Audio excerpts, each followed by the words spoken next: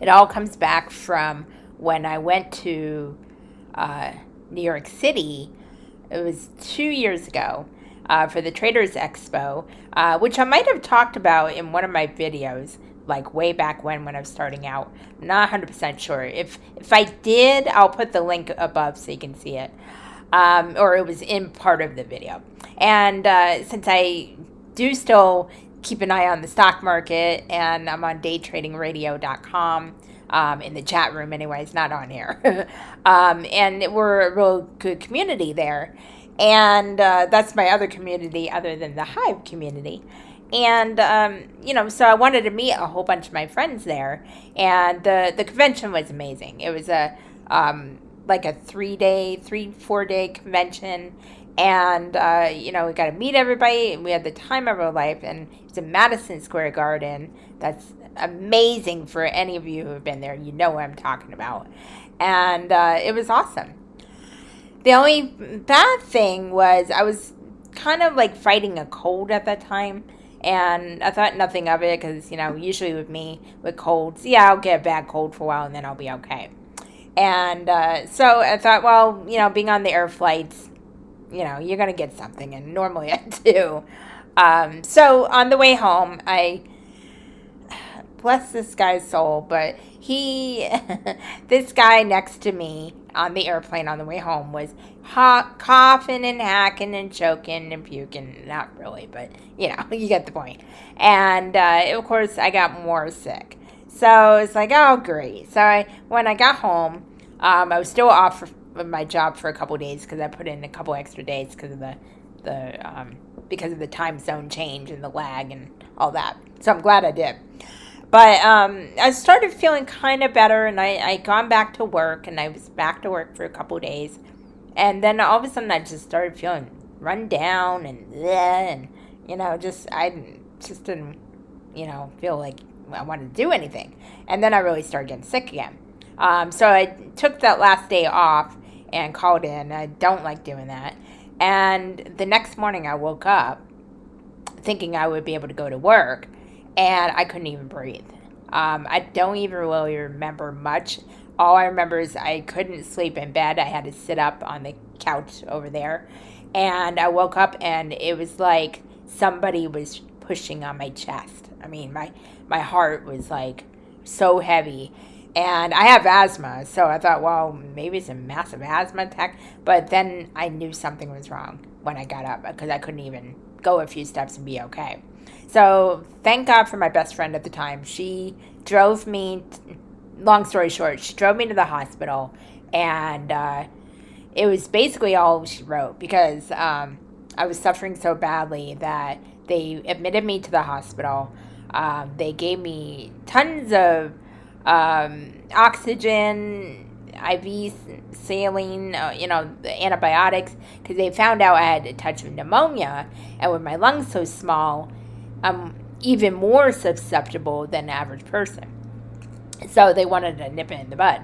So they pumped me full of all this stuff to clear that out. And then, the next day, now I'm trying to remember because a lot of this is a blur, but the next day, they came in and they said, oh, yeah, by the way, you have to be quarantined because you have influenza B.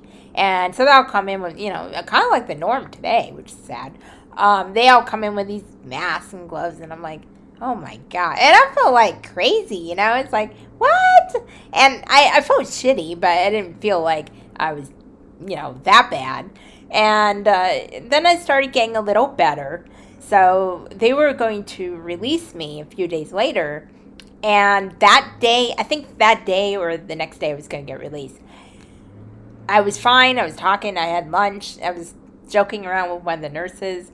And something happened. I don't even remember. I guess my heartbeat went up. And I don't have a heart problem. I don't even now. But at that time, my heart was overworking itself. And all I remember is them rushing me somewhere. And then I was in the ICU. And I stayed there for a long time.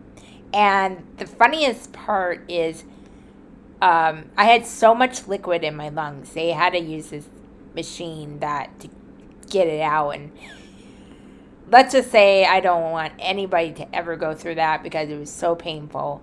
I was in and out of consciousness. I didn't even know where I was.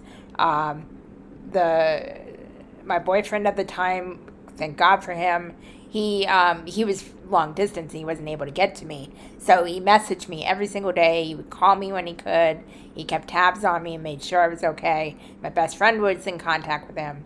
And they were my rock. And my poor parents, they were unable to travel because they're getting up there in age. And they were like all worried, of course. And but, I understood that. I mean, I'm not going to have them risk their health to come out there. But I just had the determination to get through it. But on my worst day, which was really weird, I'll never forget the date, March 13th. I was really, really bad. I think the doctors and the respiratory therapist was saying I'm not going to pull through. They were trying everything, and the lungs weren't clearing out like they were supposed to. And one lung collapsed, and the other one was really filling up with the liquid. So, apparently whatever they were trying to help me with didn't work. And, but they kept doing stuff. They kept giving me pills and all the whole 9 yards. And I remember being so out of consciousness. I barely remember that whole day. And there was a point that I think a lot of people will understand if they've been through this. There was a point deep within, I was this close to letting go. Because the fight was tiring. The fight was scary. It was hard. It was just hard because I'm a very strong-willed person, and I do not plan to go anywhere anytime soon, and I'm very bullheaded about that. But again, we don't have control over that. And I think deep inside, even though I wasn't conscious, subconsciously, I was fighting, and trying to get through it. And I'll never forget, since I wasn't conscious, it was like I was in an in-between state. And I remember feeling like I was swimming in this water, like this really black water. And everything was black around me. Everything was dark. And it was like I was swimming at night and couldn't see anything.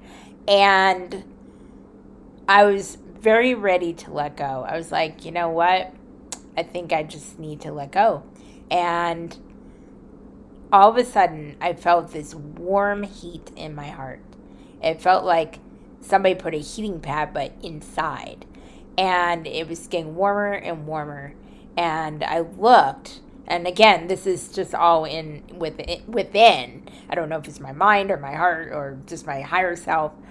But I turned and I looked, and I saw this bright light right on the side there, like it was coming towards me, or I was walking towards it. We were kind of like in one motion, so I'm not even really clear on that. But all I remember is that light and the heat in my heart. And then the light got brighter, and I saw a sword right in front of me, and I heard a female voice say, "Pick up the sword." And, at first I'm like, what? Yeah, I mean, even there, I was like, huh? And she's like, "Pick up the sword. You're not done yet." And it was just something clicked inside of me. And I knew I was supposed to keep fighting. And I knew I had a purpose, as we all do. And I picked up the sword. I remember doing that. And I had this image of Wonder Woman. And it's kind of ironic I would have that kind of image because when I was a little girl, I would love Wonder Woman. I even had the underoos. yeah, I actually told people this. Great. Yeah, now everybody knows that. But it was kind of cool. And I really believe it was a near-death experience because after that happened, I slowly started coming to consciousness. It was like I was coming back into the light of life. And it was so, I don't even have the words, but I felt so at peace. A peace that you wouldn't even imagine unless you've been through something like that. And, I slowly started fighting. I slowly started getting better. It was still a long haul because even after I went home, I was in the hospital for about 2 weeks. Even when I came home, I couldn't go back to work right away. I was very weak. I was on oxygen. I wasn't like how I am now. I was really, really struggling. And I was just better enough to come home. And I was on different prescriptions for a while. I was just everything. But it felt good to be home. And I felt so at peace for, oh my gosh, probably like several weeks after that. And the little things that we worry about, the little things we get so annoyed with and are petty about, didn't matter. It didn't matter anymore. It was like I saw everything through a pure perspective. And I really believe that's when my higher self stepped in and helped me fight, because if that hadn't happened, I wouldn't be here right now. I know that for a fact. And I find it inspiring because ever since then, there's no way I could predicted any of the stuff that we're all going through would happen. But I knew my life mattered for something. I knew my life counted for something a little bit more than just an average life. And now I'm finally getting into the understanding there's no such thing as an average life. We all have a purpose. We all have a mission, whether we realize what it is or not. And every life is different. Every life is unique and special because it's you. And there's no one in the world like you. So, of course, it's never going to be average. It's always your perspective. It's always your light. And it really, really opened my eyes to a lot of things like that. And yeah, of course, the peaceful feeling kind of drifted away. I kind of got back into the 3D reality, and I've had a lot of struggles since then. But it really, outside of losing my husband, which initiated my spiritual awakening, that hospital stay really fueled it. It gave me a deeper knowing. Whether I listened to that knowing or not, it's another story sometimes. But it's there, and it was like I just felt transformed. I really felt transformed, and I felt like that was the warrior part of me. And we all have that, and we don't need to be near death to do that and to discover that. It's more of looking within and realizing your real potential, your real truth. And that's why it's important, especially now in this time of being, is to look within, to search for the answers. And when you can't find the answers, to know within yourself that you are enough, but not to follow things so blindly in the world, because we're so bombarded with the mainstream media and government and anger and fear and all these energies that all intermingled, that it blinds us from what is true and what is right and what is real. What is real is we're all energy, we're all connected, we're all here for a purpose. The only way we can do that is to love one another. And I know that sounds cheesy, but love is a higher vibration. It's the top one, along with joy and hope and happiness. And it helps heal, because any wounds that we have, any baggage that we have that we're not dealing with, now is the time to do that inner work, to face our fears and to work through them, because it'll make us lighter and it'll make us